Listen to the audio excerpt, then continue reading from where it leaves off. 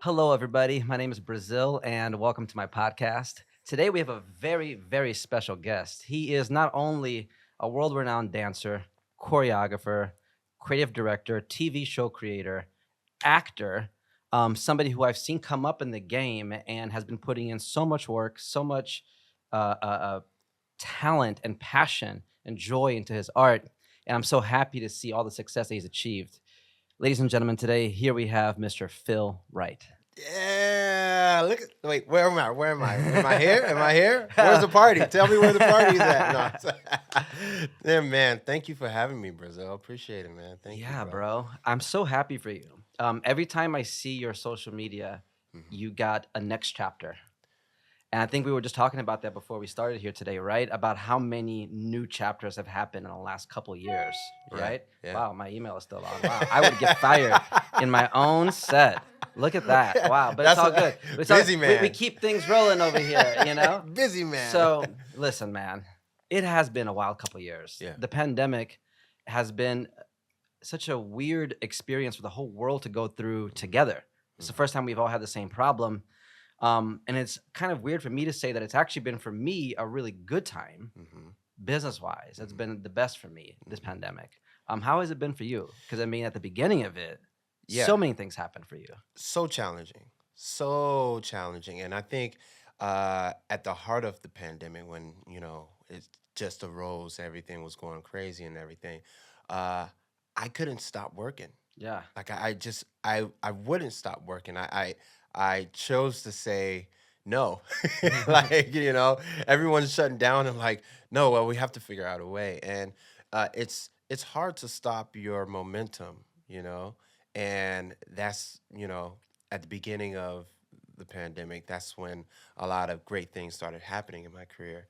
And unfortunately, some of the things didn't, flourish, but the things that did was so rewarding, Yeah. and I like to call myself lucky, and um, we all find our ways through the mud. So I'm very grateful to come out of that mud, and we all are. We all Yeah. are finding our ways through the mud, and that's the most unique thing. You said everyone, not just certain people. Everyone was going through that.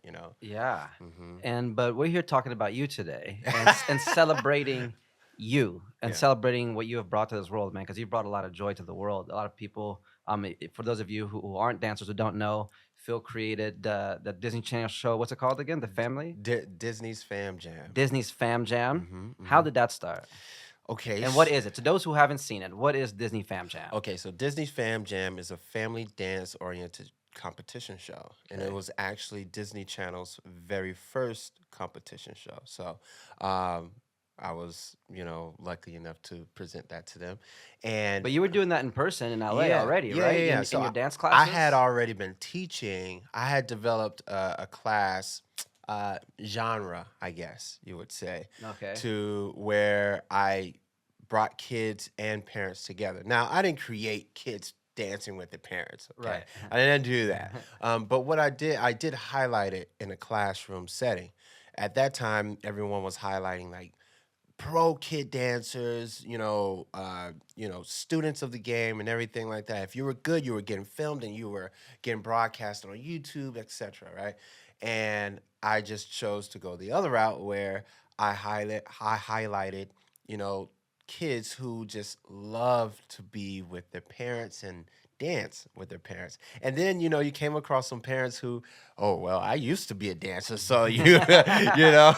So Yeah. it was pretty cool to see, and it kind of took off. It kind of took off on YouTube, and there was an article written about it, and Tyrese reposted it, and then Irene Dreyer, man, my left brain, shout out to Irene Dreyer, she sought me out and said, "Hey, I think this can be a TV show," and I'm like, "Man, you wasting my time. I gotta go I gotta go teach another class." Yeah. And 9 months later, in the Disney office pitching an idea to an IP to Disney, saying, "Hey, we can turn this into the show." Now, before Disney's Fam Jam was created, it was actually called the Parent Jam. Okay. The Parent Jam. So the Parent Jam is my company, my brand, I pitched the idea to Disney. Disney bought the IP. They changed the name to Disney's Fam Jam. So they own Disney's Fam Jam. I still own Parent Jam, Got in it. which I can still go out, and that was a part of my That seems like it's contract. pretty smart for you. Yeah, Yeah. absolutely. And it saved me. And I was actually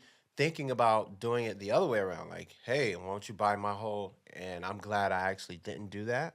And yeah, it's on Disney Plus right now. You can stream it right now.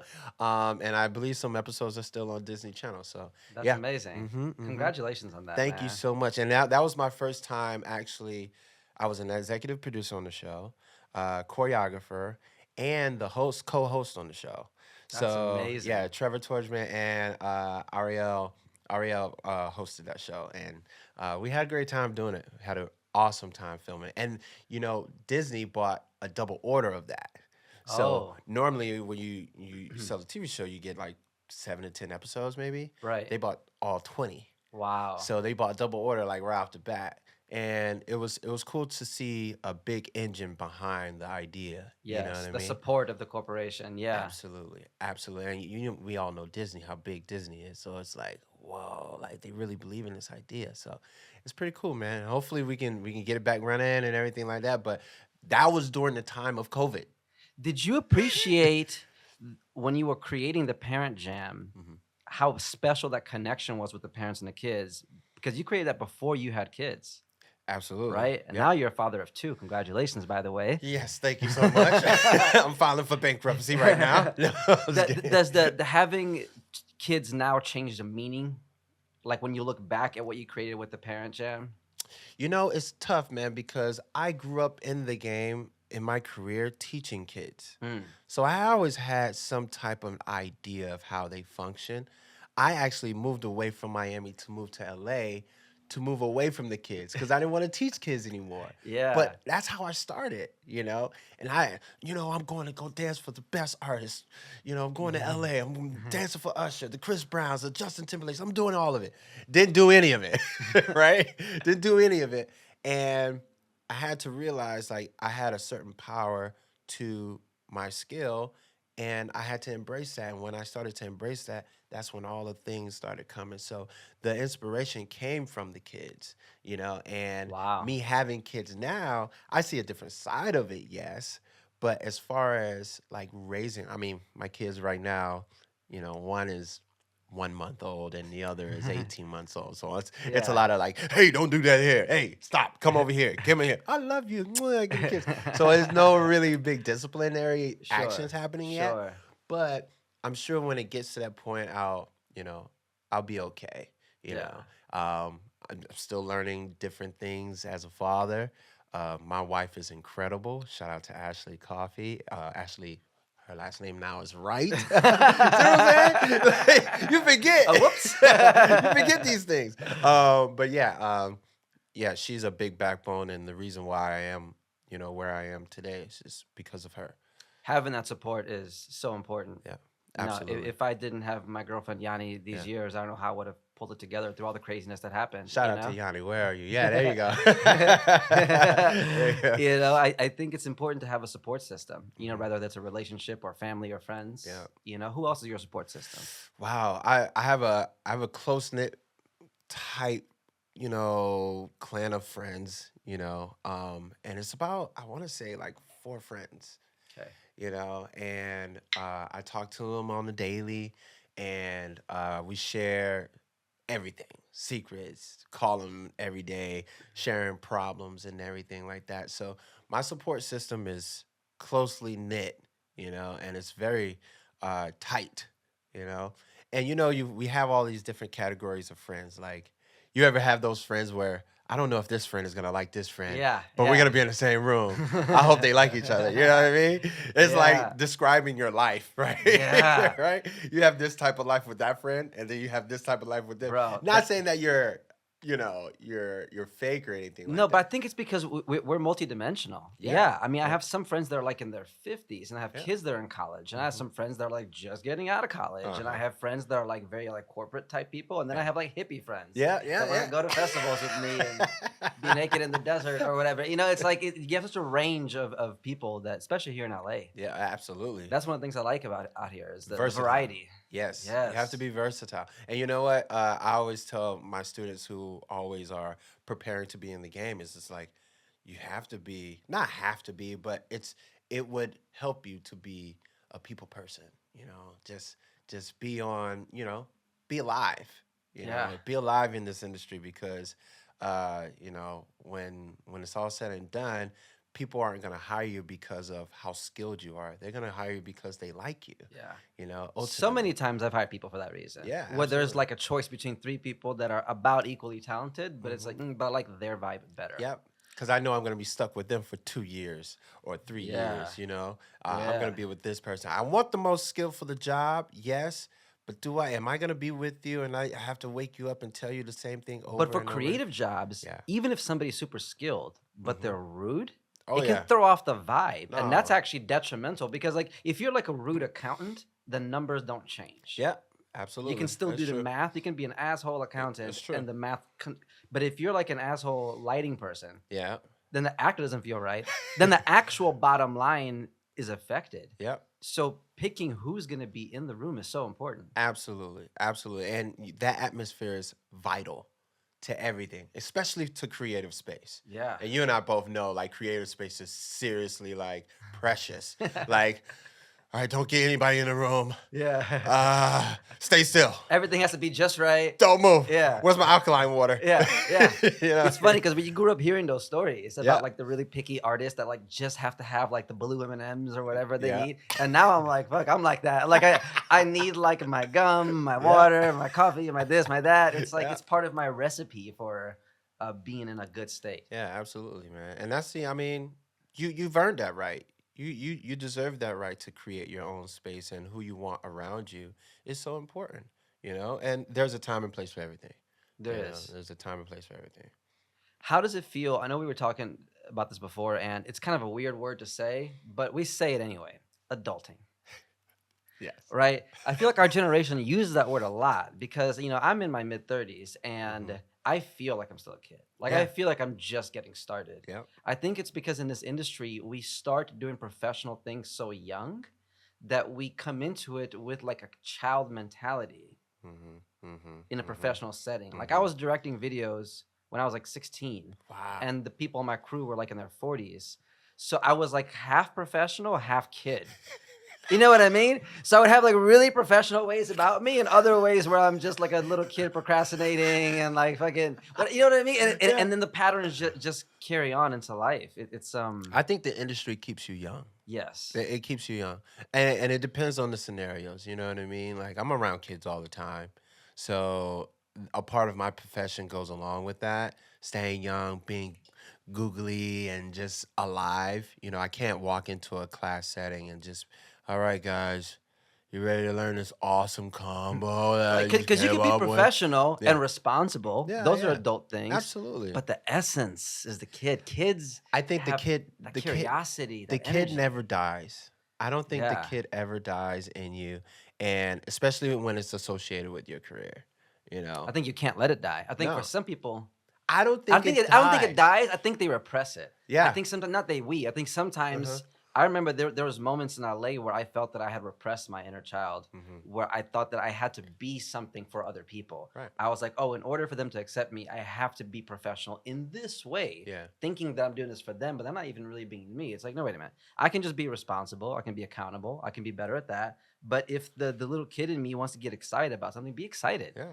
You don't have Absolutely. to be a boring No, adult to be you don't. responsible. I mean, when bills start rolling in, obviously, it's like, oh, is that like a light bulb goes off? Oh, man, I got responsibilities now. Like, oh, now I got this bill now. Oh, I got 2 kids now. Oh, I got a wife now. Oh, I got this. They come and they will come, and people, you're fortunate if you're in that situation where you are getting hit with those things because those sometimes people are out there that are wishing for those things. They're wishing and dreading. Oh my God, I wish I had that. But also with that same token, you have to realize it takes work. It takes a lot of hours of not sleeping. You know what I mean? And just hard work and dedication day in and day out just to maintain that, you know. You have a job, you have to stay creative, you have to take care of a family, you have to make sure that your appearance is good. Is Yeah. my face okay? Oh my god, am I getting wrinkles? am I how's my weight? You know what I Yeah, mean? yeah, Like yeah. there's so many things that you're juggling as an artist, you know, especially when you're in this career. And When you have to be in front of the camera, oh my God, especially. Yeah. especially if you're in front of a camera. Yeah. Even if you're behind the camera, Yeah, you have still. to be, if you're behind the camera, you have to be presentable. You Yeah, walk yeah, into yeah. this warehouse, all right, we're getting ready, set up. We got the ADs over here. We got, you Yeah. know, it's clockwork, you know, and I think the inner child in us keeps the engine running, Hmm. and you have to be sure to kind of keep that going. What are the things that you do to keep you um, inspired? Because I know that we were just talking earlier today about how there's times where we feel uninspired, Yeah. times where we feel like I don't feel like doing any work. Hmm. What do you do? What have you done in the past that has like really sparked that for you? Watch a movie. Oh. Yeah. You know, it gets tiresome. You know, sometimes we get these roadblocks and we don't feel like, you know, hustling every day and whatnot. But I get inspired by hardworking people. They don't necessarily need to be a celebrity or whatever, but my close knit tight of friends, they inspire me the most. Mm. You know, when I talk to them and we share ideas and whatnot, those are the people that are really inspiring to me. And also now I have a new panel of inspiration. They're my kids now. Wow. So my kids now are like, every time I look at Haven is my firstborn, and Journey is my secondborn. So now when I'm looking at them and they're like, yeah, yeah, yeah. You know, Journey's still like, yeah. And then Haven's like, Dada? Yeah, you know? So right now, I look at them and I'm like, whoa, you know, Like you're I'm responsible. very far from finished. Yeah. You know, very, very far from finished. So that's like a new panel of inspiration. I've always been really self driven for the most part because I understand that, you know, now that I have all these things going, like there was a time when I didn't have anything. You know, there was a time where I was sleeping in the car with my then girlfriend, now wife, then girlfriend, with all of our things in the car. There was a time where we were bunking from place to place, you know, and So she's been there with you through the mud. through the mud, bro. Wow. Through the mud. She has text messages, me asking her, "Hey, babe, you got $20 so I can buy Madden? Do you have do you have that?" Mhm. And she's telling me, "I don't know, I can scrape up something." There was a time when she was the breadwinner. And I don't know if you know this, but there was a time where I was in a hospital and I couldn't do anything. So back in Wow. 2012, I got this is an exclusive, everybody. Here we go. Back in 2012, I got diagnosed with a very rare disease called achalasia. Achalasia uh, takes away the T cells in your esophagus. So earlier, when you asked me if I wanted to eat, I said no, I'm okay. Well, the achalasia is a disorder where your peristalsis and your esophagus are drawn out. They're done. They're depleted. So when I swallow food, drink, liquids, or anything like that, I rely on the gravity to push down my food. So you have a tube. Your esophagus is a tube, and you eat, you eat that fat burger, and then it goes. So you can't eat laying down? I now because of the surgeries that have been Okay. had, right? But make a long story short, I have two surgeries. I had a laparoscopic surgery where they, you know, they go inside your stomach and they do like it's called a helemyotomy, Okay. where they do some things. I don't know details, but the food gets into your stomach or whatever. But they cut the sphincter on top of your stomach, so when the food goes in, the acid breaks down the food, right? Yeah. But when what happens when this doesn't work, It it that's what goes comes up. the Oh worst man. feeling, bro. The worst feeling. So you usually achalasians can't keep weight. They lose weight and they regurgitate somewhat, you know, sometimes. And sometimes I can't even swallow liquids. You know, it's tough to do that. So I had a second surgery where they cut you down the middle of your stomach, they open you up, and they do some other things. And Luckily, to this day, there's no cure for achalasia, but that's something that I deal with on a daily basis. Wow. And How does that affect you when you're working? you Do you have know, to like work around it somehow? sometimes where your regular heartburn is mine times 10. So if you had like, ooh, ah, you got Tums around, Right. there's no Tums that's gonna help me, uh, just because the So when it acid feels off, it buildup, feels really off. it's really off to where you. I'll give you an example, Okay. not of the heartburn, but of trying to digest food. I have to eat very soft foods. So when I eat like spaghetti, let's just say spaghetti, right? I'll chew or whatever. It feels, you ever taken a big bite out of something Mm-hmm. and it can't go down? And it's like Yeah, like you swallowed too you're big. Yeah. too big, right? You're Yeah. swallowing. That's what it feels like for me every time. Oh my God. Right. So what I would do is come up with like little remedies like, okay, I'll have, so what I did was I get like big bunches of Gatorade, Uh-huh. right? And have like on the side of donuts. So when I take a bite of spaghetti, pile the donuts in my mouth and try to chug the Gatorade for it to push that one bite of food down into my stomach. Whoa. Yeah. It's Donuts and Gatorade. Yes. And reason being is because the donuts are dense, the Gatorade is liquid to push down the food. So you soak it up and then it'll push down. And in that process, I'm holding my breath and closing my eyes and just hoping that it goes down. Very tough, man. And Whoa. a lot of people don't understand, you know, all of the story, you know, and that's something that I've been suffering with for a very long time. And during that time, my wife stuck by me every stick of the way, every day. Every day. I was in the hospital, tubes down my nose, whatever. I can't do anything creatively, financially, anything. Nothing. I am disabled. She was there every day. I said, you don't have to be there. This is in Florida. My operation was in Tampa. This I is was in before you came to LA. absolutely. Yeah. I was in the hospital for a week. I Wow. couldn't do anything. My recovery was close to a year. Like I couldn't do Wow. anything. So, you know, and to know that she stuck with me throughout that entire time, and people always say, "Man, you spoiled the heck out of her." Y'all don't know. She spoiled me.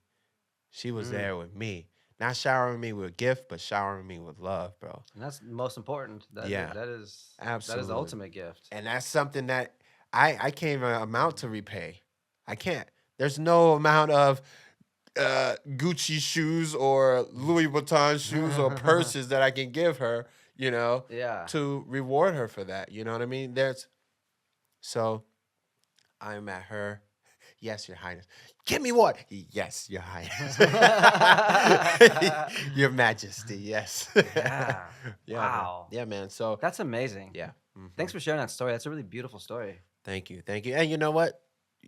Till this day, I'll never forget it. I'll never forget it. I'll never forget it. And I tell her that all the time, and she, whatever. Any girl would have done it. Mm-mm. Not everybody, So she's my queen, man. That's She's everything to amazing. me. Yeah. Uh, what are two other traits you love about her? She's funny. Yeah. I mean, I'm a jokester, right? Like I can get down on some jokes. You know what I mean? I can throw some jokes around in the room, right? And I'm full of life. That girl is funny, man. She is funny. I take some of her jokes and tell it out in the world. She's back in her corner, like she's funny and she's just so caring, man. She's so caring, and that's something that you don't find in everyone, you know. And it's so hard to have that stability in this industry is incredibly hard. You know, once you find that person, hold on to them, hold, like a Tesla stock, hold, hold, damn it, you know what I mean?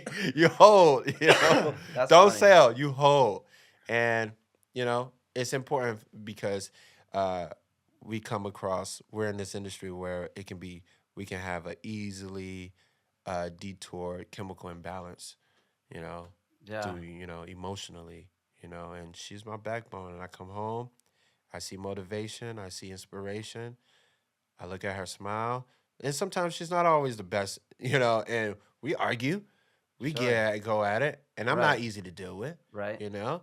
But at the end of the day, there's someone to love, and she gave me a reason to be as productive as I am today.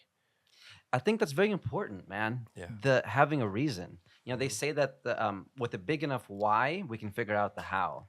Whoa. And I Whoa. think a lot of times when we feel stuck, it's not that we don't know how, is that we don't really know why. Hmm. Because especially with the internet, we can figure out a lot of hows. Pretty much every how has been written down and is on Google, Yeah. you Hmm. know? Hmm. But like I know this year my mom went through a really tough time financially because she's a dance teacher, Okay. does ballet, classical ballet, Right. and obviously during the pandemic, a lot of her private students and that kind of stuff couldn't do it.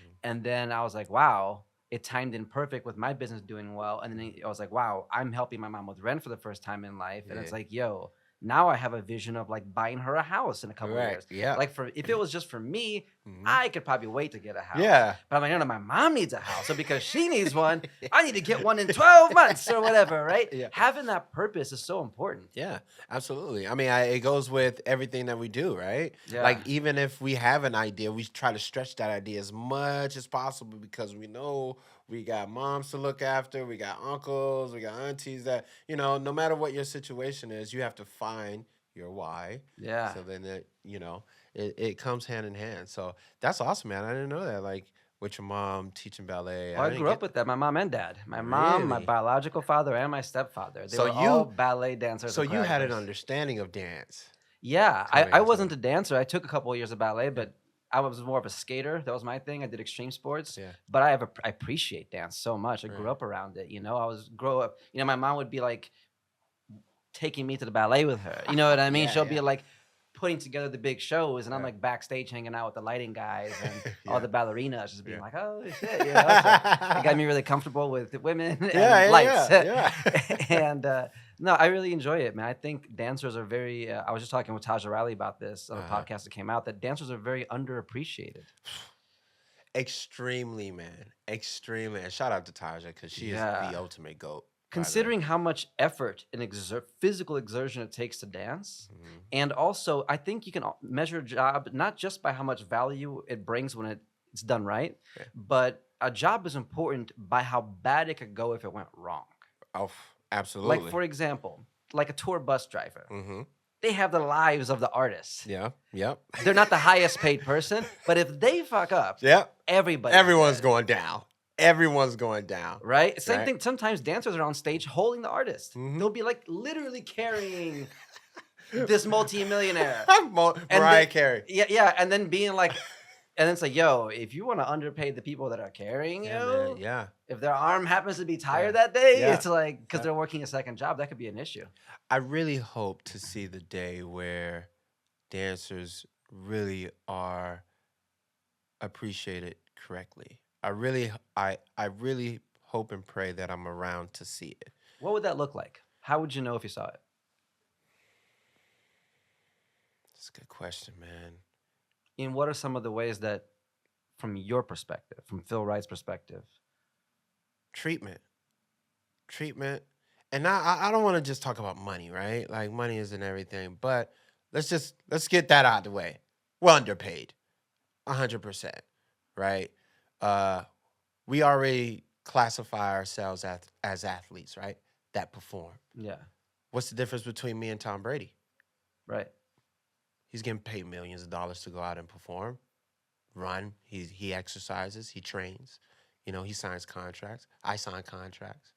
I have to stretch. I have to make sure that I'm healthy. Yeah, I go out and perform. I hold podcasts to yeah. promote. What's the difference between him and I? Why aren't we being treated the same as athletes? Let's just get the money out the way. Boom. We're underpaid. The treatment is ridiculously, like, in some aspects, because I did see the Taja Riley podcast, right? Yeah. And she was talking about Janet and, Yeah. being treated that way. And then all of a sudden after that, everything went downhill. There was no standard. I hope and pray to see. One second, hold on. Let Okay. me just close that window. No, it's okay. Of course, they have to do the leaf blower right outside. It's all right. It's all right. That's a hustle.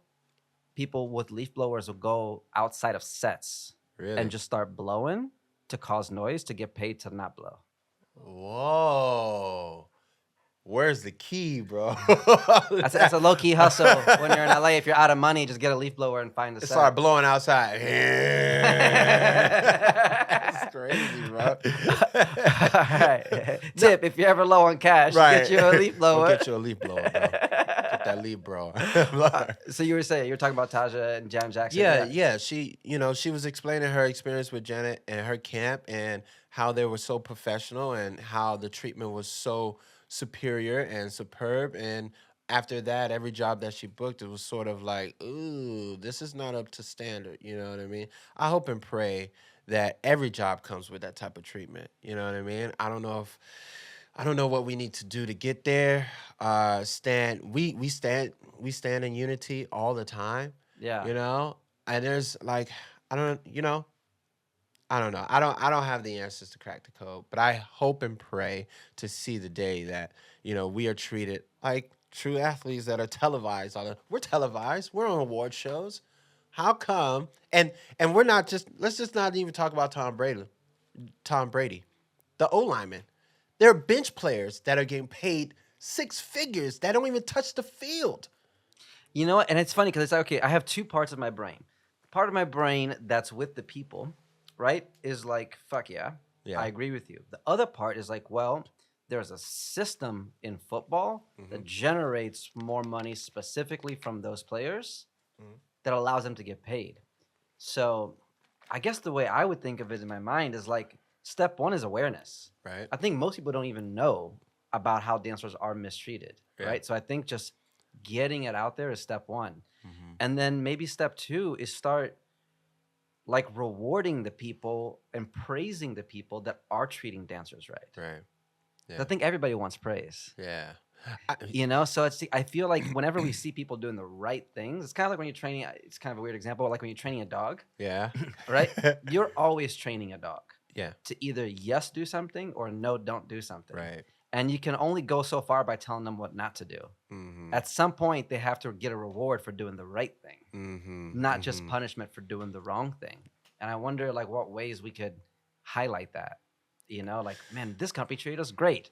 Promote them. Let's talk Right, about them. right. Yay, this company. Right. And then hopefully, I'm just spitballing here. Hopefully, that can inspire other companies to want to receive that praise. Yeah. Kind of like how companies now boast about how much they paid their employees. Right. Sometimes they're like, hey, our minimum wage is $20 at our company. You know what I mean? Like, Yeah. we give great benefits at our company. Yeah. Jobs do that. Yeah. They'll literally boast that, like, if you work with us, you'll get benefits, you get dental, you get this. It's Mhm. part of the marketing of that company. Mhm. Chipotle will help pay for your college or something like that, Mm-hmm. I feel like that needs to happen. I just, I've seen it turn. I've seen a few cases where some dancers are actually getting paid adequately, like they're getting paid decent for their work and their creativity. I've seen some of that, but it needs to be in general. It needs to be abroad. It needs to be global. And I think we just deserve so much more. I think social media is helping. Would you agree? Absolutely. Because now corporations are seeing that dancers aren't background. Oh, absolutely. Dancers are the foreground. But they're seeing us as billboards, bus stop advertisements. They're seeing us as, okay, you have this, so let me use this. Let me use you for this. It's, I don't want to say like, okay, how can I word this correctly? Life is about trade. Yes. I feel life is about trade. What can you offer me, and what can I offer you, so that we both are in a better situation? Yes. And I feel like corporations are now getting an understanding that, okay, I don't need to go through an agency to get to, to the talent, right? Yeah. I don't need that, right? I can go straight to the talent, and boom. Now, us as dancers have a responsibility now to not be like, okay, well, what's my rate? I don't know what my rate is. Like, how much do I charge? And it's something that I've learned throughout the years. You can't, and this, I learned this from Wolf of Wall Street. You can't think with your pockets. Yeah. You have to think with theirs. Yes. And you should never be shy to name your price. And Yeah. especially now because now hey, so I am the social media manager for Coca-Cola, and we want to know if you can put out this content. We want it to look like this, and they'll grab a little piece of content that you did before. Yeah. It's Yeah. like, hey, we wanted to look like this or whatever. Just let me know what your rates are, and then we can go ahead and either yay or nay it. Mm-hmm. And a lot of these content creators are young. And it's so great though. It's so great because the youth empowers the earth. Like it's the nutrients of, you Yeah. know what I Yeah. mean? Yeah. Like Yeah. this is where the fruit is, right? Uh-huh. And sometimes where you reach out to these content creators and sometimes we all don't know. We all don't know what our rate is for 3 videos on a TikTok that's gonna take 5 minutes to do. Is that really worth this or what? So my message to the youth and the content creators is know your worth. Shoot for the shoot for the other earth. Shoot for the extreme stars, Yeah. and don't be afraid. Don't be afraid. And there's so many times where I've been approached, say, hey, how much is this? It's XXX, comma XXX, comma XXX. Oh, that's too much. Okay, then what are you willing to work with? Yeah. Then we talk. You Yes. know what I It's mean? about knowing your worth. Yeah, man. It's so important. So that's why I give Tom Brady numbers when people come, Yeah. you know? Because it's rightfully so, man. I work extremely hard. Yeah. There's and And if this you don't value yourself, how are they going to value you? bro. Because they're not. It's not a corporation's job to pay you as much money Mm-hmm. as you want to be paid. It's your Mm-hmm. job to ask. Yep. But it's also It's their job to pay the least amount yeah. for them. From like you said, think of their pockets. From a Mm-hmm. company, like if it was your company, you Mm-hmm. want to get the best talent for the most reasonable price. Yep. Absolutely. So, do you believe in your price more, or does the talent believe in their value more? Right. And as I feel like appearance does a lot. Mm. So I travel and teach, right? I travel and teach around or whatever, and people come. I walk in the studio. Hey, how's it going? What's going on? How y'all doing? What's up? It's your boy Phil Wright. You know what I'm saying? Y'all getting ready? Oh, well, my chicken nuggets at? You know what I mean? And I Yeah. walk in and There's a whole I'm, aura I'm about it. laced. Yeah. I'm laced. Yes. Glasses on, ready Yeah. to go, full of energy and everything. Yes. Because that's what they pay for. They need that energy. When you go to Idaho, when you're going to Montana, those they're not jumping for joy because they have theme parks out everywhere, and you know what I mean. Yeah. Like when you go to those, that's what they're calling you there for. They're calling you To for that bring that energy. energy, Yeah, that yes. energy is so serious, and dancing is just a tool to get there. Oh, this is a skill. Okay, get there, but how can you inspire me? Mm. And when you walk into an inner city and you have kids that look at you and you kind of look the same like them, you install some inspiration for them. Yes. So I walk in there with the Gucci backpack and all right, and I whip out my laptop and I flip that. All right, y'all, here we go, and I go and it's a show. I'm teaching, but at the same time, I'm displaying a standard of excellence that goes along with rewarding hard work. You understand what I'm Yes. saying? That's so true. I You know? remember growing up seeing big filmmakers and working with celebrities when I was young. And there's something about the aura. Whenever somebody successful walks into the room, even if they're not flashy, there's something about them, how they walk, how they Yes. talk, how they hold the hands, how they shake the hands. Mm-hmm, And it's funny because it's not about projecting this fakeness. I think it's really understanding that we are diverse. Like you don't have to be on all the time. Right, When you're on no. the couch Yeah. with your family watching a thing, Yeah, you're yeah. just Phil. Yeah. But when it's time to go to work and do that, it's not that you're being fake. It's that No.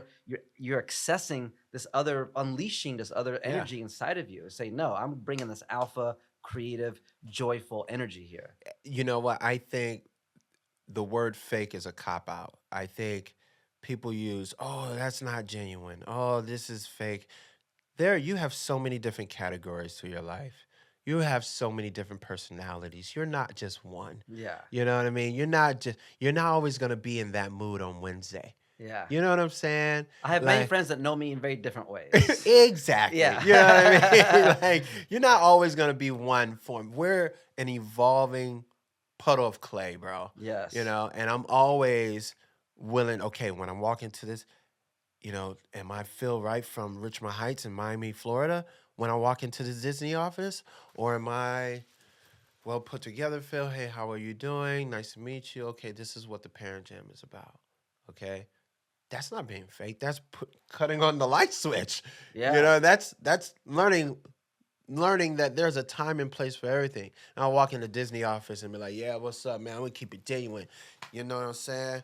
Yeah, the parent jam is this, cause you know that's what we do. You feel me? You know what I'm saying? Like I'm from Miami, Florida. You know that's what I do. You feel me? Yeah, it's been crazy. It's been a wild ride. You know what I mean? Like, no, that's not only me. Yeah. I can be that. I can be so many different things, and I think everyone has that ability to. And it's not fair for the audience, for everyone in the world to just only witness one part of you. And I think it's limiting to Yeah. believe that you're only one thing, Yeah. right? Because I think that maybe the thought of it being fake, tell me if you agree with this. Right. Maybe it comes from us being attached to only a part of our identity, right? Like, Okay. for example, like if we're attached to thinking that I'm an artist and I don't handle business. Oh, I'm just a creative person. I don't do that number Hmm. stuff. Yeah. Even though you actually might be great at it. Right. When you're presented with a situation, you might like not even try Hmm. because you're already going into it believing that I'm not that kind of person. I'm not a numbers person. I'm a creative person, Yeah. or vice versa. Yeah. You ever meet like business people? Yeah. They're like, I'm not creative. That's you Right. guys. It's like, well, shit. With that attitude, you're not going to create anything. Right. You Right. know, Right. it's like nobody is an astronaut until you go to space. Yeah. I think. At some point, you have to just claim it Yeah. and do it. I feel like those are the people who don't have the answers, who don't understand, and Don't understand what. they don't understand themselves. They don't understand that they're more than capable of doing more than just that one thing. You know, finding yourself is real, man. Like sometimes you have to go in a room, lock the door, burn some incense, keep the lights off, and just lay on the floor flat Think, and cry, think, laugh. cry, go through all the emotions, see what it feels like. You know, do I feel like this? Why am I thumbing down my personality because certain people are in the room? Yeah. You know, why am I doing, you know, why do I have to put on this show? Do I want to? If I want to, then do it. Yeah. But if I don't want to, then don't. You know what I mean? Like that's then we talked about this Yeah. choice. Yes. You have the strong ability to have the choice to be great or to turn on the light switch. Let's talk about choice. Okay. I love the energy that we had when we were talking about choice earlier. Okay. So, for those of you watching, so Phil and I, when we first came in, we were just rapping real quick about the idea of choice and have to versus get to. Hmm. And from what I took from it was that, you know, and you were the one saying this. And it's funny because you said it, and I literally, in my mind, I heard it in the same way, is that you don't have to do anything. Yeah. You Yeah. don't have to ever eat again. You Hmm. could voluntarily starve to death. There Yeah. are people that do that in protest of great causes. Hmm. Yep. You don't have to go to work tomorrow. You don't have to pay the bills. You're choosing to. Hmm. And I think people, oh, I don't have a choice. If I don't pay the bills, I'll be homeless. You could be homeless. Hmm. Hmm. Like you could do anything. And I think sometimes, at least for me, I'll take my choices for granted and get into the illusion of thinking, oh, I have to go send this email. I have to go do this thing for a client. But it's like, nah. Yeah. There was a day where I was dreaming of one day being able to say I'm a professional videographer and not be lying about it. You know what I mean? Ah, look Like at that, you now. Yeah. I remember I was like 12 years old. I had a business card that said professional videographer. I didn't even know what the fuck I was doing, you know? So having a client was a dream at a Right. point. And then there's days where if I catch myself being pessimistic about it, I'm like, wait a minute. I'm choosing this. Yeah, absolutely. How did you come to that realization? Maturity. When I started to feel like I was being pressed, and you can kind of feel when you're doing something you don't want to do it, like you're kind of getting pushed, you know. And I think there was a certain level of maturity where I was like, hold on, man, I don't want to do this. I don't care how much money you're paying me.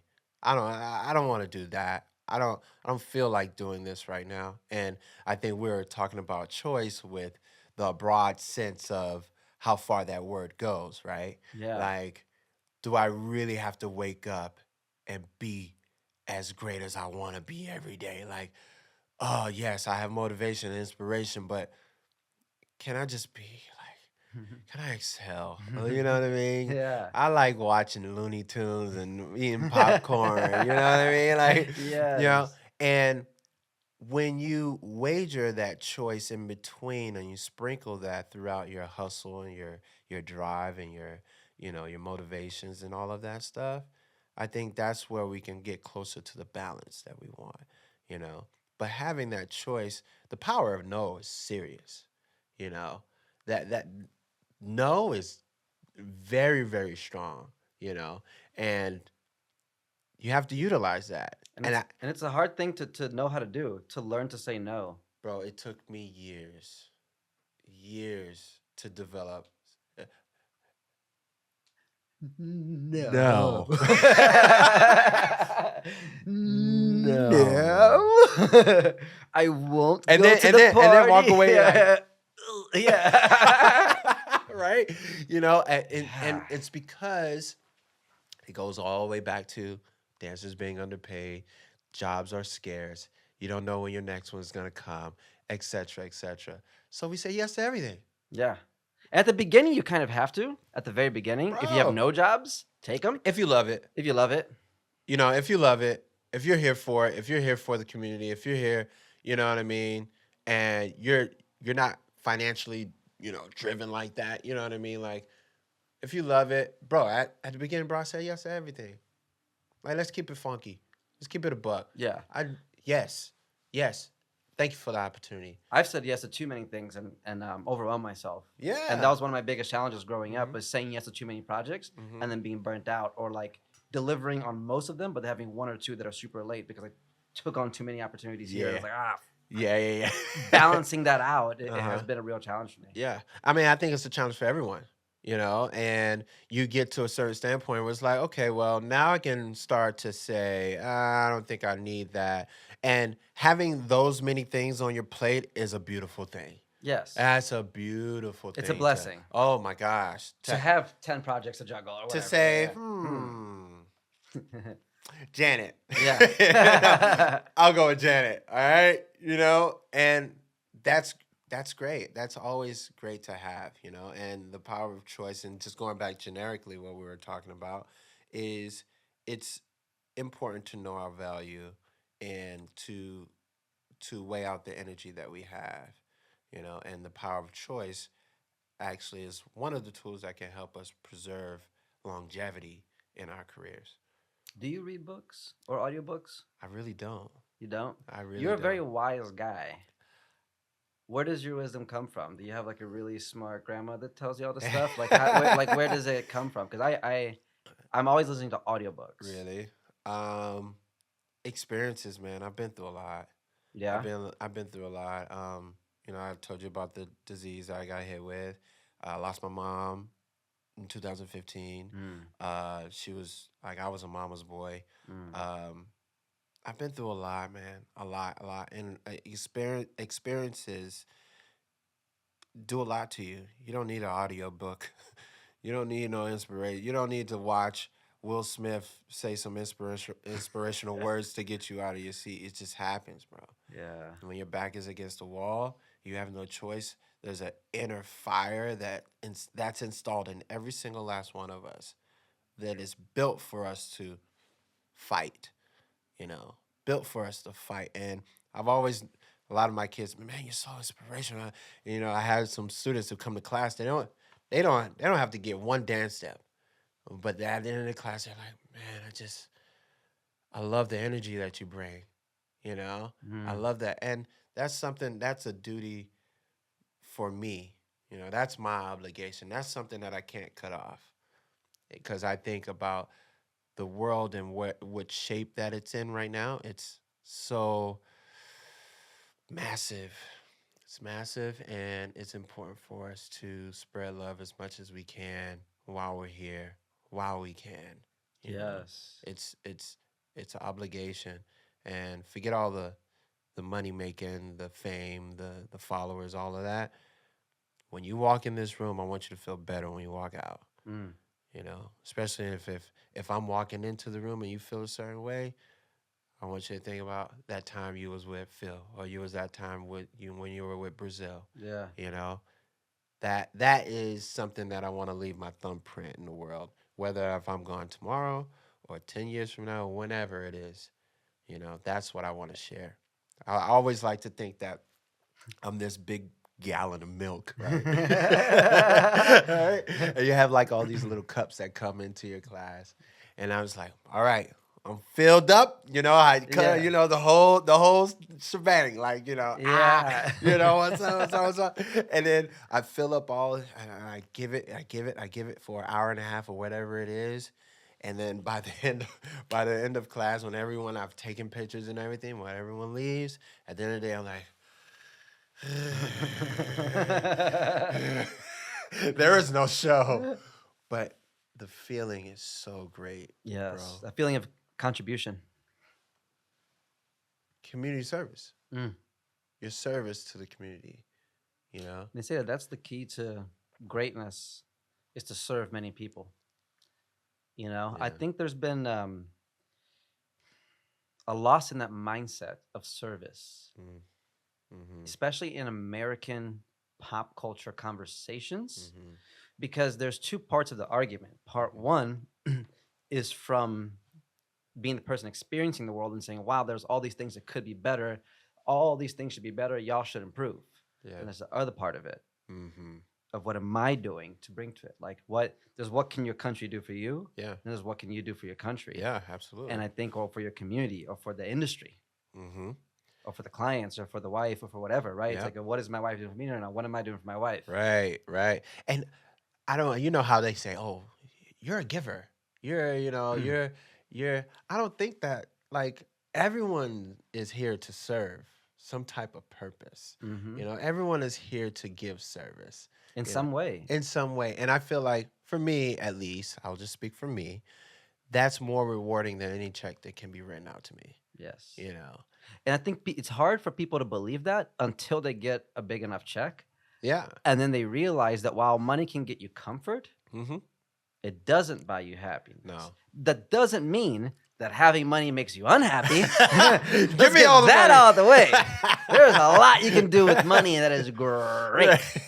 But Right. just having it Yeah. doesn't change everything. It Because doesn't. I have had so many of my goals come true, Mm-hmm.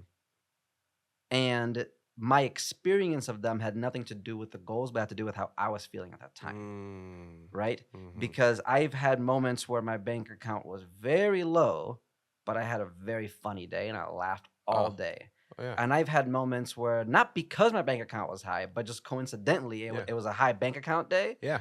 But then I was like arguing with somebody or whatever, Yeah. and then the day sucked. Yeah. So if the day's gonna suck, the day's gonna suck, whether you have $1 million or no money. You know what I mean? It's absolutely. like, it's our experience and the reality. But I think people conflate that to say, well, then don't go for money. Money is evil. Right. No. No, get the bag. I've Get the got a bag. lot of goals for the money that I want to make. I want to buy my mom a house. I want to Yeah. get my family a house. I Yeah. have family in Cuba that's living under communism. I want to be able to help take care of them. Mhm. There's all kinds of different things I want to do with the money. And I think I see it as a positive thing, but I'm not under the illusion Yeah. that, if I get $1 million check, I'm going to be way happier than before. Yeah. No, because Yeah, then yeah. you're going to just be worried about other stuff. Exactly. I don't want to lose that. Now you got your first million. Now you don't want to spend anything. Right. And now you're like, oh, shit. Not that I've made $1 million before, but I have friends that have, you know? Right. Like you said, you have a close circle of friends. my I have this gosh. one friend that is, I'm not going to give away his name, but Yeah. but we like share each other's bank account screenshots sometimes, just to be Wow. like, That's bold. here's how we doing. That's bold. To where, because we used to be roommates like 10 years ago. Yeah, So that's we good. were there when we had nothing, Right. you know? Right. And he's way further ahead than me. Okay. Way further ahead. Yeah. You know what I mean? But this year he showed me he made his first $1 million. Ooh. And I saw that and I'm like, word, let's get it. Because then it's possible. Yeah. You're just like, oh, okay. Yeah. I have another friend that won a Grammy. I'm like, Mhm, aha. mhm, And I mhm. remember when he was couch surfing. Right. Now he's winning. And not to say that like is one success more important than the other, because it's not. Yeah. If you have somebody whose contributions to the world is just being a great supporter, Mhm. being a great friend, being a great mother, father, whatever, Yeah. those are equal contributions. It's not better to contribute as a millionaire. Yeah. But it is interesting to see that it's possible. Absolutely. I think there's there's a certain stigma that goes along with being broke, right? Yeah. Like, and Fly Styles, shout out to Fly Styles. He told me this a long time ago. He was like, broke gets creative really quick. Yeah. Gets Oh. creative. And listen, some of my most creative moments was when my account was in the red. Yes, same. When My I was best in the videos were my red. cheapest videos, Oh, where it was like, bro. oh, we have nothing, so we better be creative. Bro, some of the most because the drive is there. We look up at this mountain and it's like, okay, I gotta get up there. How can I get up there? All right, I gotta hustle. So you scrape, you scrape, you scrape, you scrape, and you fall again, you scrape, you get up, you scrape. And then you finally get up on top of this mountain, you're like, there's an exhale. Then what do you do now? Am I gonna go down or am I gonna hop on this next mountain? Yeah. You know what I mean? So I think we have to keep that scraping mentality, Yes. there. While being grateful for what we have. Oh my God. That balance Yes. is so Yes. it's so challenging Mm-hmm. to be like, hey, I'm so proud and grateful for everything I have right now. It's more than enough. Mm-hmm. But also, I'm gonna get all that other shit. Yeah. Like that, it seems like a conflicting thought. Yeah. It's not, but it's for me, it's been a challenge to refine that. Now let me ask you a question. Okay. Do you ever get scared because you know you've come this far and you know where back there was? Do you ever get scared of regression or losing and not moving as far as you want to go? I'm not afraid of going backwards because I know the service I offer is needed. Mm-hmm. Somebody somewhere needs video all the time. Mm-hmm. I think my fear is in not being all that I could be and holding myself back because of fear and because I feel that I'm not good enough for certain things. Mm-hmm. Right? That's my biggest fear Mm-hmm. is to look back and be like, oh, I actually was good enough for it. I just didn't even try. I didn't even hit them up to ask if they wanted to do the project. I think those are the things that I'm afraid of because I see it happen with other people where I see somebody else as being good enough, Yeah. but they don't see themselves as being good enough and they hold themselves back from this Yeah. project, from the whatever. And I'm just like, oh, is that me? Yeah. You know? Because like I would like to one day direct a project with Kanye, Yeah. but there's a part of me that thinks, oh, but I'm not good enough yet. So maybe in the future I will. And I think that's just like a never ending thing. But it's like, wait a minute, what if I'm good enough now? Yeah. That's scary. Yeah. You it know? is. So I think it's that. I want to be able to contribute all that I can. I don't want to look back and be like, oh, there were other ways to contribute. And I think then when I go too far down that line, then I'm like, am I thinking too much about work? What about contributing to my family? What if I just contribute a phone call to my sister to just listen to her for Yeah. an hour? Because that's a contribution too, Mm-hmm. right? So Yeah. then I have to battle with myself to say, okay, yes, still be ambitious, but also there are really simple things that you can do Yeah. that are contributions. Yeah. It is. I think I I get afraid. I have fear. I have fear of I have fear of regression. I'll be honest. I have fear of because the reason why that fear is there is because I've exceeded way past where I thought I was going to end up.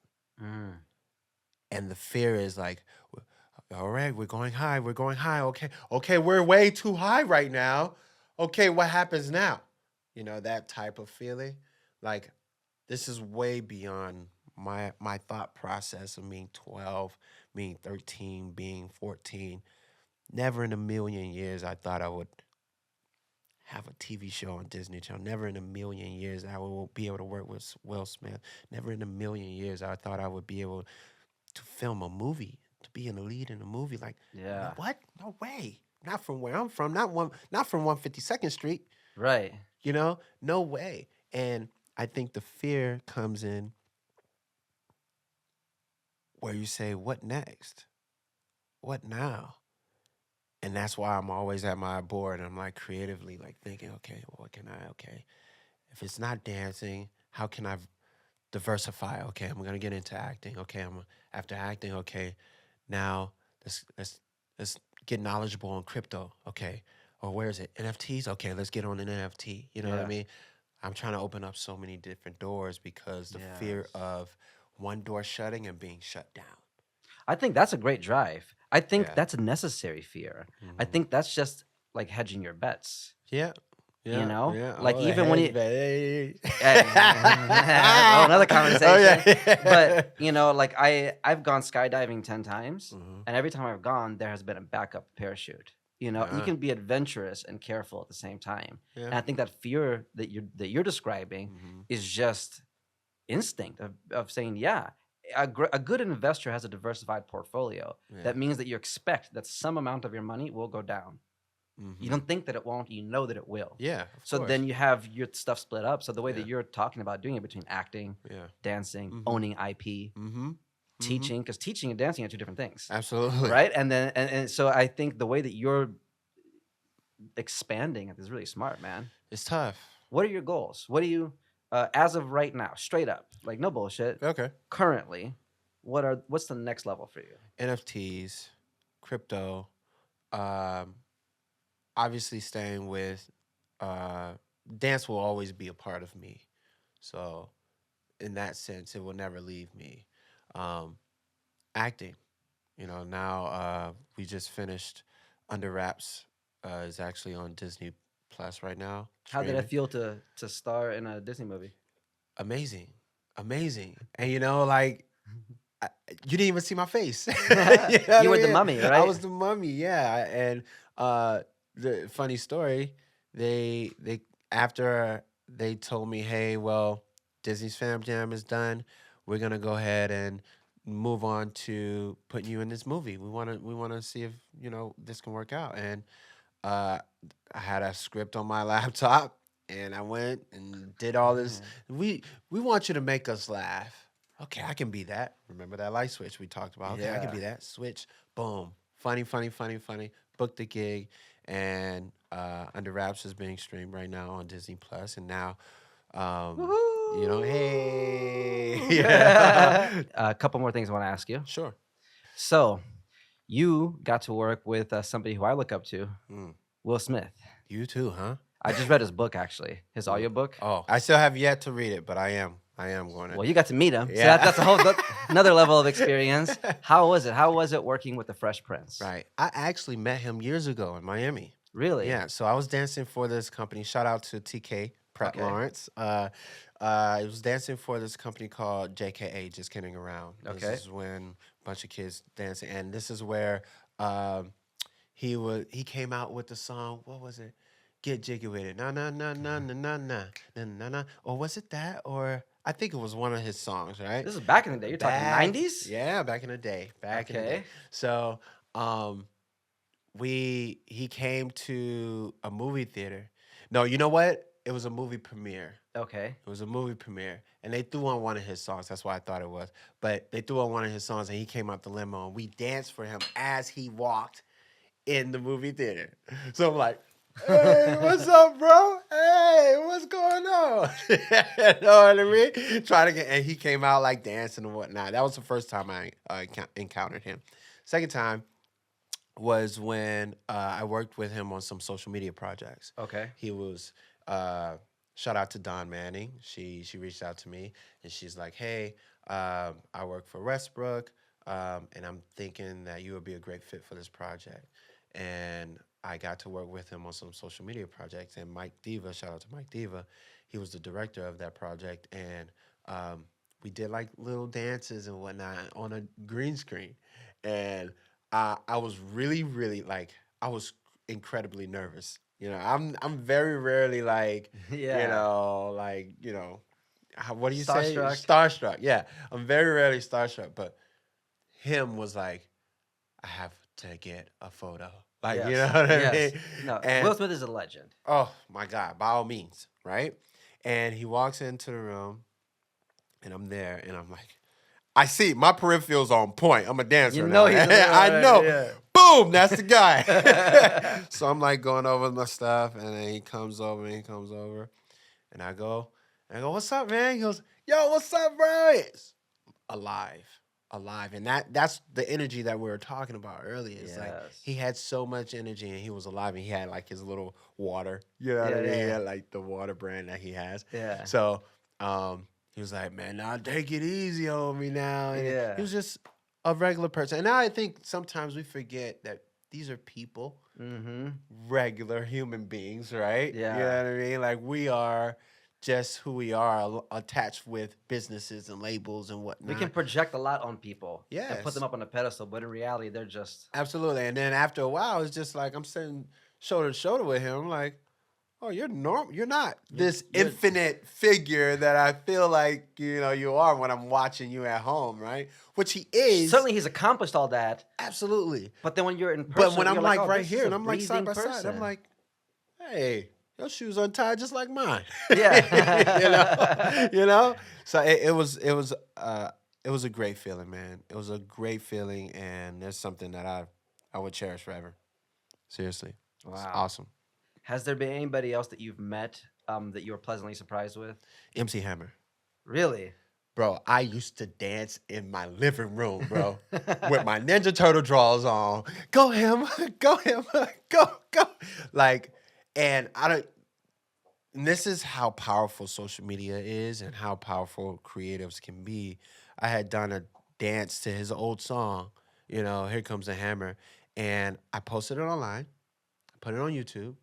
I wrote him on Twitter. I was that bold. I was like, yo, I just posted this. Here's I gave him my phone number and everything.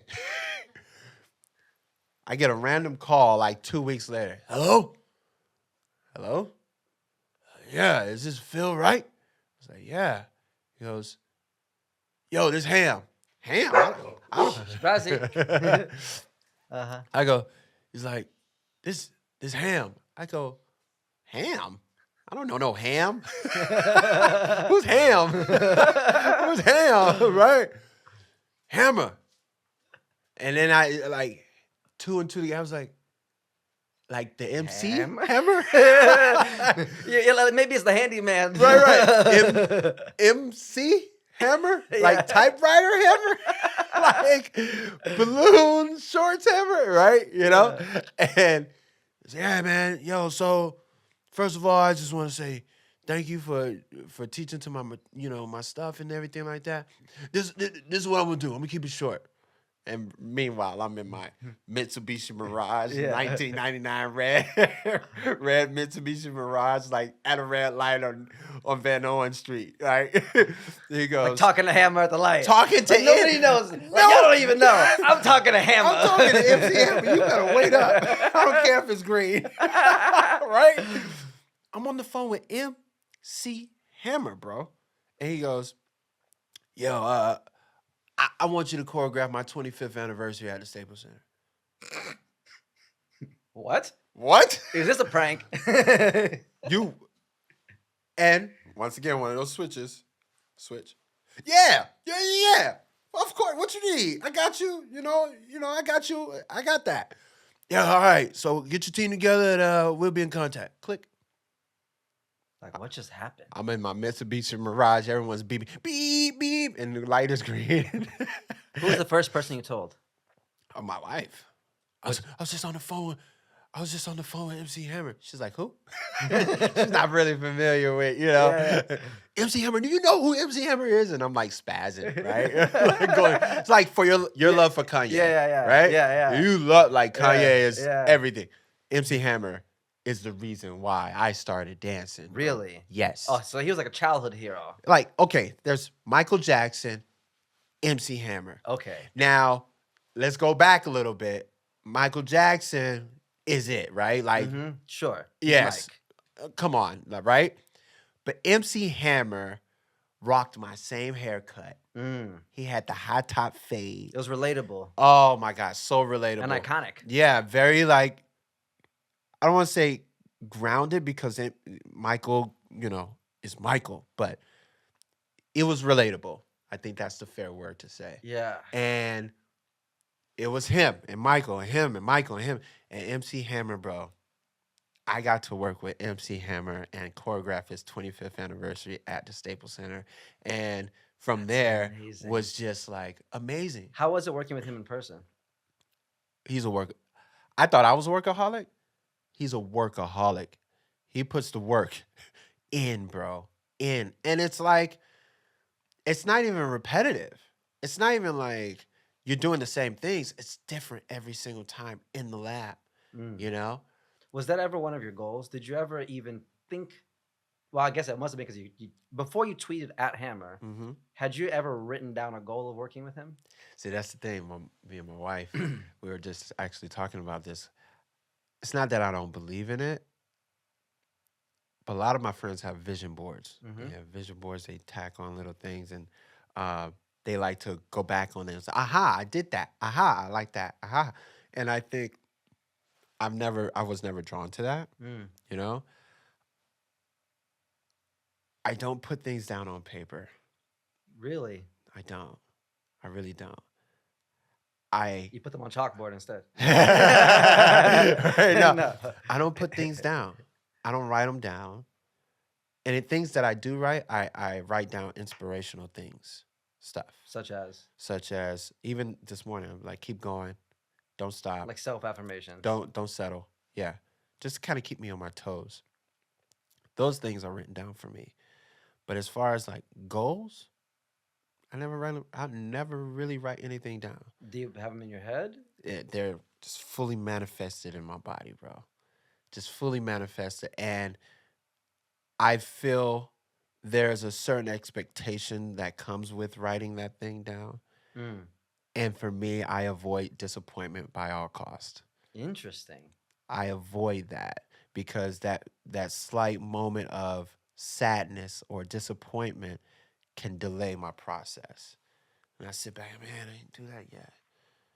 Instead of doing this, I didn't just now I that's not written down. I didn't just do it yet. That's the mentality. Yeah, you know what I mean?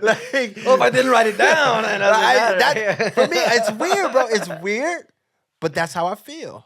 Like, I feel like there's a certain expectations leading up to that. Writing it down, putting expectations on you, Do you and talk about it at least? Like for example, buying a right, house. right. How did you know you wanted Never to buy was a on the house? list. Never was on the list. Never was on the list. Okay. It's like, you ever seen Shawshank Redemption? Yeah. Iconic movie, right? Yes.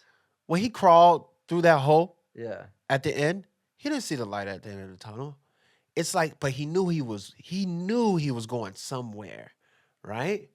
That's Bro, that's that's how I feel. I don't see I don't see all the way down there, but I know I'm going somewhere, bro. I know something's gonna happen along the way, and there's no painted picture. I can't put down stickers to make me feel like I'm motivated to get there. I don't need anything to get me motivated. mm, I'm going and I'm steadily tracking along the way. wow. And whatever it comes along the way, that's great. Okay, good. Boom, boom, boom. Bro, then you're gonna love the Will Smith book because I think you and him have so much in common. Really? Because he has this whole concept about building a brick wall Mm-hmm. that his dad, when he was young, he made him rebuild this whole brick wall. And Will thought it was like impossible. He was like, it's gonna take us all year to do this. And Yeah. his dad was like, don't focus on the wall. Lay one brick Break out. down Yeah. as perfectly as you can. Yeah. And eventually you'll have a wall. Yeah. It's like focusing on intention versus outcome, Mm-hmm. which is really interesting, because I feel like I'm entering that phase now. Yeah.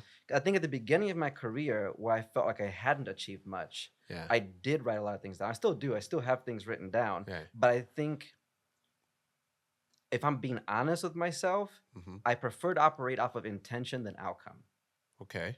That's fair. right? Yeah. Because sometimes the outcome is way bigger and better than anything I could plan on. Mm. I didn't plan on things working out the way they are right now, Mm-hmm. Yeah. And Yeah. so I think that if I show up as my best, Yeah. the results will show up. Yeah. Like for this year, I was when I was having Christmas with my family, and my sister asked me like, "What are your goals?" And I'm like, "Yeah, I have shoots and career stuff on and bullet pointed out, but Yeah. really is like I want to wake up every morning and have a good morning routine. I want Right. to journal every day. I want to work out every day. I want to take care of my mental health. If I Right. do that, Right. then great projects Yeah. will arise from it." Mm-hmm. Oh, Absolutely. lost my voice. No, it's okay. It's okay. That's so interesting. You're Yeah. the most accomplished person that I've met that doesn't write down their goals. I mean, I think I live by this too, though. Along with writing things down, I strongly, and I really, really, really, really strongly believe this is that everything that you want is not always what the world needs. Just because you have a desire for it doesn't mean that it's right for you. Not only that, like if if if I want to dance for Chris Brown and the Ushers and all of that, if that's my goal and I want to accomplish that, then by all means, go ahead and go for it. Do it. But don't feel like you're worthless if you don't achieve those things because Mm. you're serving other purposes. You know what I mean?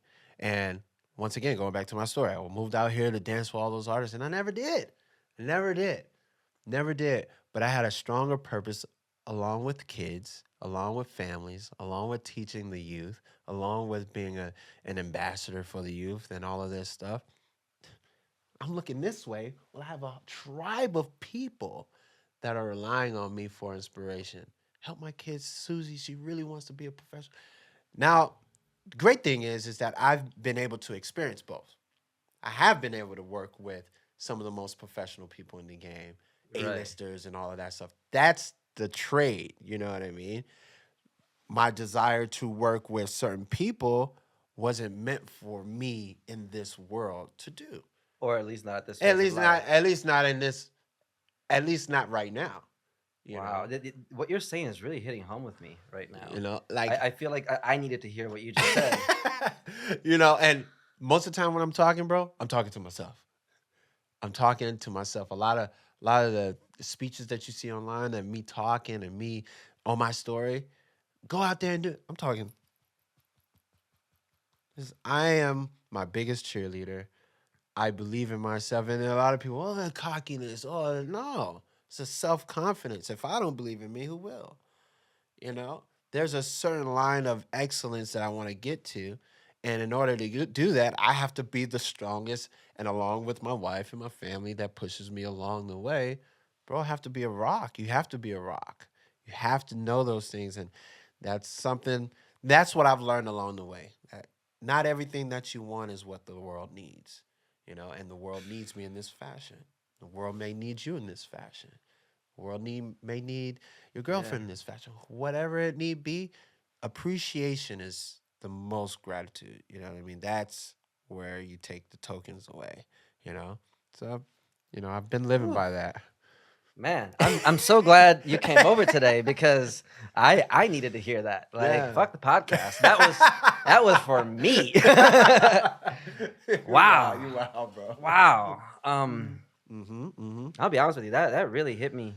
The perspective you put on that, because Yeah. I feel like I'm going through some of that right now, Yeah. where I have these really big goals that I've been always thinking and talking about, Mm-hmm. but then other things are working out really well right now too. And I feel like sometimes I don't appreciate the projects that are happening because I'm too focused on the ones that I thought I wanted to have happen. And I'm just like, oh, well, I'm not doing a Kanye video yet, so therefore There's things aren't less working out. less appreciation for the now.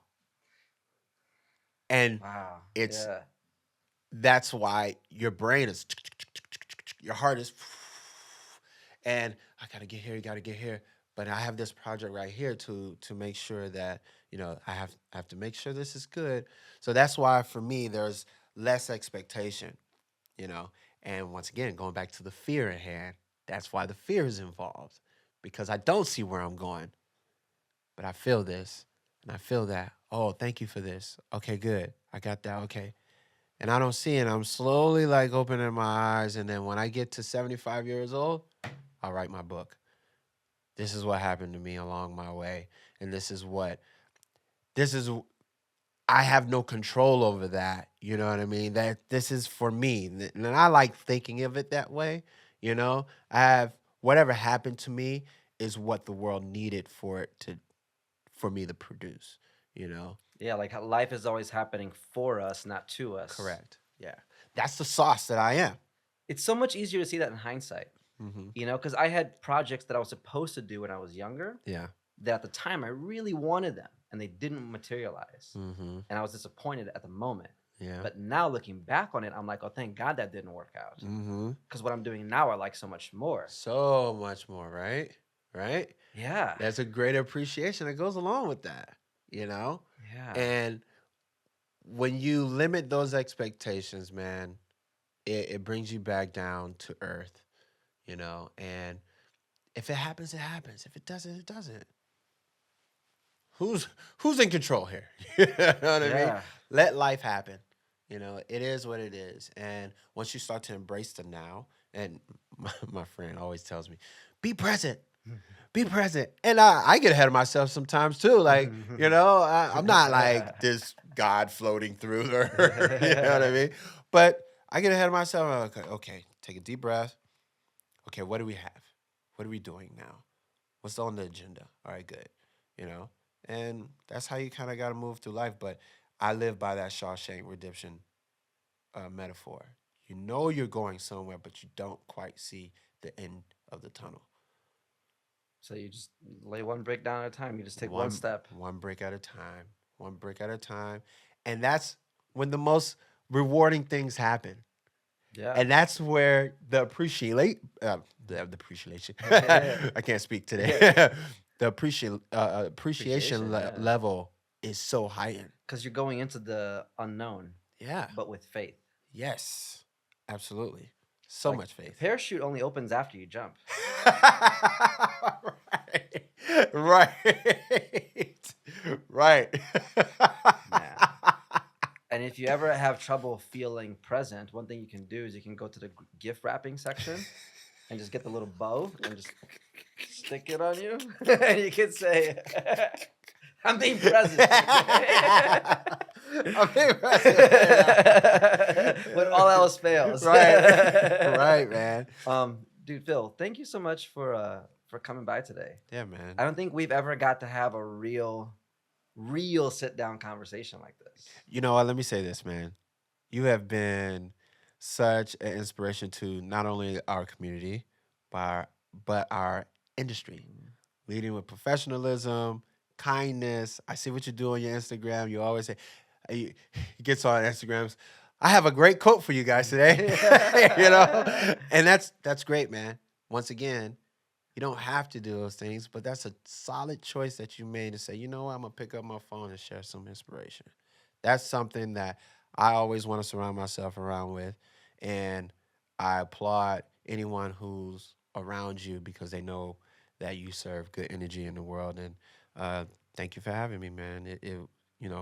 Great honor to be here. Man, likewise. I'm so proud of you. I'm so inspired by you. And I really learned a lot in this as well. Your story is so honest about your struggles, the health story, your wife, and how she's been incredibly supportive of you through this time. The way that you don't write things down. That actually really hit me in a weird way. Sorry, guys. Babe, change of plans. We're not writing anything down anymore. I'm sorry. No. Sorry. No, this was great. This was the whole reason why I wanted to do these podcasts is because because the pandemic was so isolating. Like I just want to hang out with For people real, man. and talk. Seriously. And this fed my heart a lot. You're a very humble guy. You're a very talented man. And I like you. Thank you, man. I think you have great energy. I like you too. Yeah. And I feel like you're just getting started, bro. Yeah. And I can say this is a growing process, And once again, I'm at this mountain and I'm like looking for another mountain to climb. And I think the hustle never stops. I'll be 75 years old trying to figure out. I got a new project I'm working on. Yeah. We're going to come up with the Grandpa Jam. Yeah, you know what I mean? The Moon Jam. We're going to be outer space doing this. Right. Hey, would you ever go to outer space if it was affordable? If it was affordable and safe and you got the opportunity. Fuck it. If Elon just invited you just to go, would you go? I'm afraid of heights. I'm afraid of heights, bro. I don't know. You know what? No. Oh, that's where you set your boundaries? Shoot for the moon, but don't go to space? Is that what happened to shooting for the furthest star, man? You know what? Metaphorically. You know what? I don't know. Really, honestly, probably, maybe. What if But it was like an airplane that just went up airplane, really high, up to the? Because I've got you fly. I've gotten accustomed to airplanes because Okay. it's a part of my lifestyle, right? You haven't been skydiving yet, though. No, Right? Okay. I have not. My friends have, Okay. and I've said, "Oh, that's cool."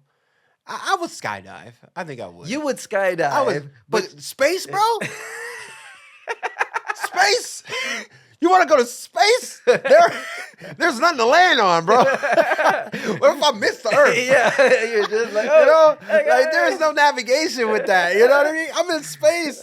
You know, You gotta hold in some farts and just like nudge yourself back on the course. I'm pretty sure it's a cool experience, and I'm hoping there's some VR technology that for me to Okay. experience. So that. if I ever get called to go to space and I have an additional ticket, I shouldn't call you up. It's gonna be a pass. Pass. Boundaries, bro. Boundaries. Pass. I'm still in the tunnel trying to crawl. You trying to take a brother to outer space? Come on now. Come on, man. You really want to go to outer space? Yes. Since I was a kid, I wanted to be an astronaut. Really? Just because of the view. Have you been close to a spaceship? I've gone skydiving a bunch of times, Uh-huh. and I listen to a lot of NASA type Right. podcasts. Right. So I feel like once it becomes commercially viable, I'm going. I'll do a podcast from space. I'm putting that out there right now. That if I can go to space, I'm doing a whole episode out there. Like we'll be floating upside down. Okay, so Like that. What drives that want? Visually and physically, it would be awesome to float. Yeah. And just when the screensaver on the TV shows that shot of the Earth, I'm like, can it just stay on that shot? It's such a dope shot when you're like see the planet and the lights and Really? like just that view. It's just a visual thing. I just want to see it. I want to be there staring at this planet where everything that has ever happened there. And just to watch it and to float, Yeah. it seems like something like if I have the opportunity to do it, Yeah. I'm doing it. Do you believe in aliens? I believe that it's extremely possible that we have them. Right. You know, depends on how you define aliens. There are like 6 lights in NoHo like a couple of days ago. Oh, the UFO sightings lately have been insane. Yeah. The Pentagon said we're in possession of a vehicle not made on Earth, and like nobody even flinched. We were just focused on other shit. Right. Like they were like, "Oh, everybody is tripping about the pandemic. We'll slip in the news. Right. We got aliens. Right. They didn't care." That's crazy, man. That's crazy. In closing, what would be a message that you would want to send to your 17-year-old self? If you could like close your eyes, take a deep breath for a second, and imagine like if you're the Phil Wright from the future and you got to just send one audio message to Phil Wright, the 17-year-old, what would that be?